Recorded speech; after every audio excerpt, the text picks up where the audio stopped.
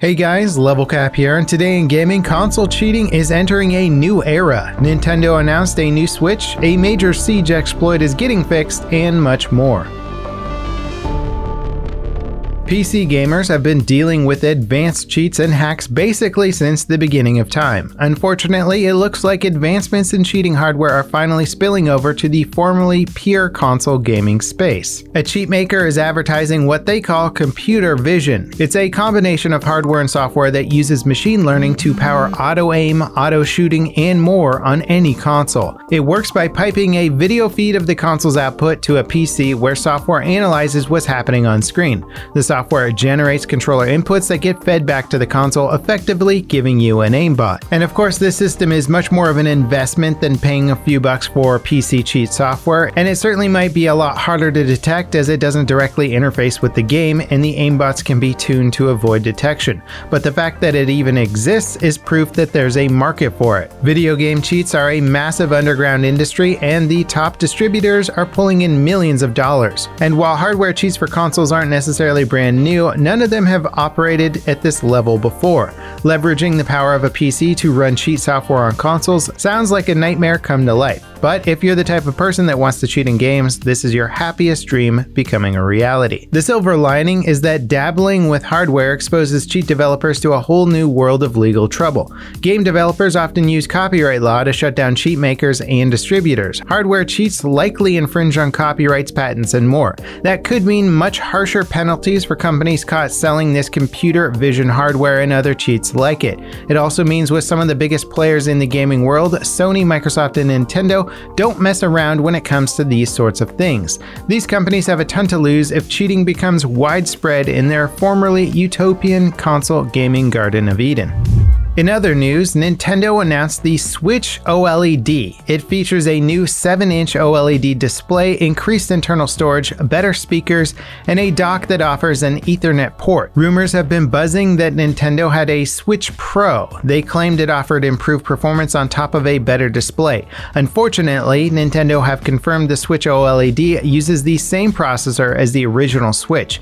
It offers 720p gameplay while handheld and 1080p when docked. The reaction to the announcement is, well, mixed. Hardcore gamers and tech enthusiasts are a bit disappointed that the Switch OLED doesn't have new hardware under the hood. And while the Switch is a fantastic device, its technical limitations are undeniable. For folks that haven't bought a Switch yet, the OLED model is a great step up from the original that doesn't overcomplicate which Switch you should buy with confusing technical specs. However, it's a bit disappointing that Nintendo aren't extending the Switch's lifespan by improving the hardware. A Switch that could run 1080p 60fps in portable mode would be a massive boost for titles like Breath of the Wild and Doom Eternal. Who knows, maybe there is a Switch Pro coming down the line. A major exploit in Rainbow Six Siege is getting fixed with its next update. The exploit removes audio cues for throwing grenades in C4, letting you throw them in total silence. The bug has been in game for a long time, but recently got a lot of attention thanks to a former Siege pro releasing multiple clips highlighting the exploit on Twitter. Ubisoft responded to the situation by saying the exploit is fixed in the game's 2.2 update. It'll launch in a couple of weeks. According to players, the bug has been in the game for 3 years. Microsoft are working on their own version of NVIDIA's DLSS AI upscaling tech. New job listings for the Xbox team ask for engineers with machine learning experience, specifically neural network and reconstruction algorithms. These technologies are what powers DLSS. It sounds like whatever features Microsoft are working on will be part of their DirectML API, which is their machine learning toolset. So we could see an Xbox upscaler running on PC as well. Microsoft getting in on the action and building an upscaler directly into their API is pretty big news. There's a ton of competition when it comes to upscaling technology. AMD recently threw their hat into that ring with FSR, which runs on both NVIDIA and AMD GPUs as opposed to DLSS, which requires NVIDIA's hardware. FSR's output isn't as clean as NVIDIA's DLSS, but nothing is stopping AMD from improving it over time. DLSS certainly had its issues when it first launched. Atari is shifting their focus away from mobile games and back to their premium console gaming roots. They're selling off or shutting down their mobile titles and will start releasing more traditional games next year.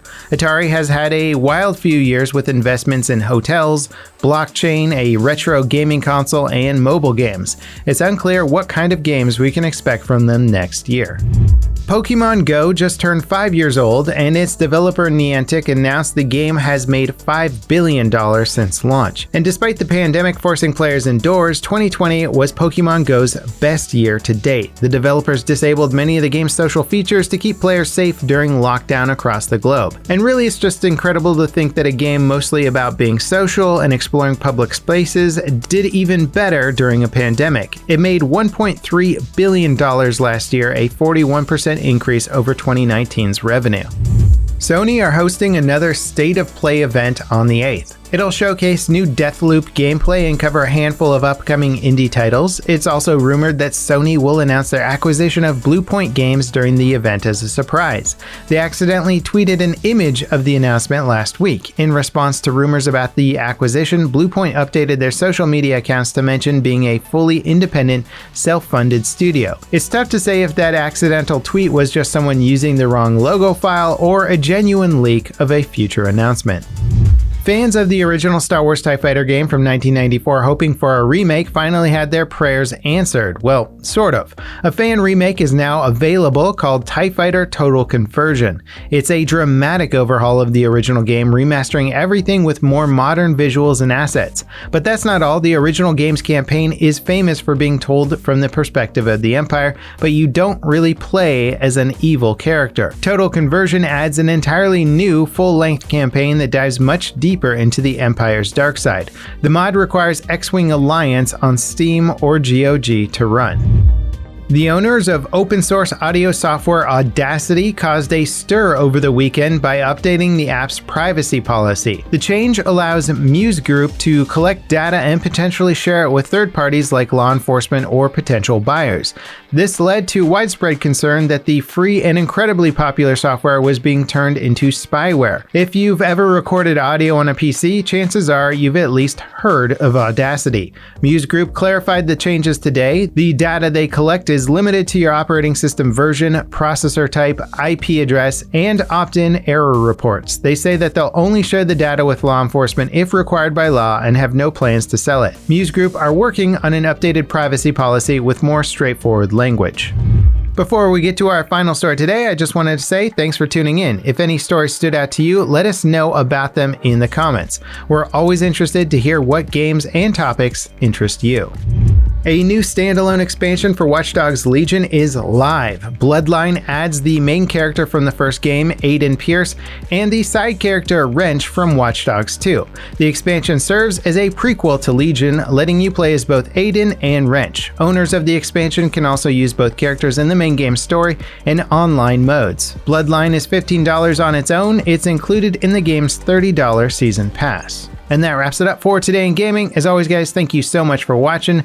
Stay tuned for all of our EA live coverage later this week, and I'll see you next time. This is Levelcap, signing off.